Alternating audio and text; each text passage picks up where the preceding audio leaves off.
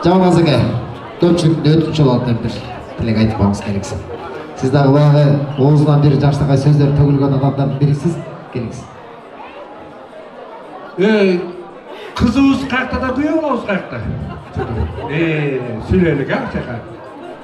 Ardaqtap bağıp durgan kuzun açtı, kağalagan kişiye kızın açtı, jarıgın жақсылыққа кетсе дағы жақсы эле жүрөгүмдү тызылдатты дейт. Мына залда эркектер турабыз. Эркек байкуш өзүнүн эрки менен сүйүнүп сүрдүгүп турмушта бир эле жолу укурукка түшөт да, укурукка. Үй түрмөгө деп коет муну чындап.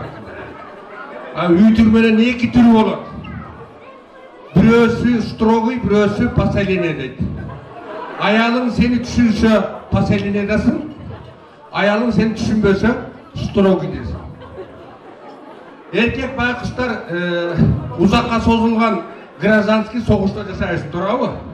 O sonunda erkekler aytабыз. Usu seni alıp atkanda başıma taş тийген, atağın ozurayın, taş тийген dep geyiyüz da, taştın razmerleri olur.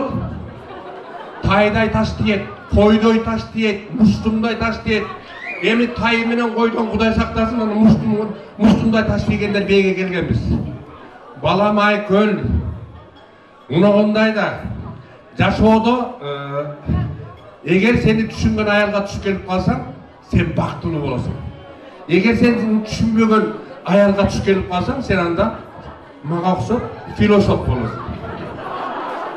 Анан эми сен философ болбой эле кой, бактылуу бол.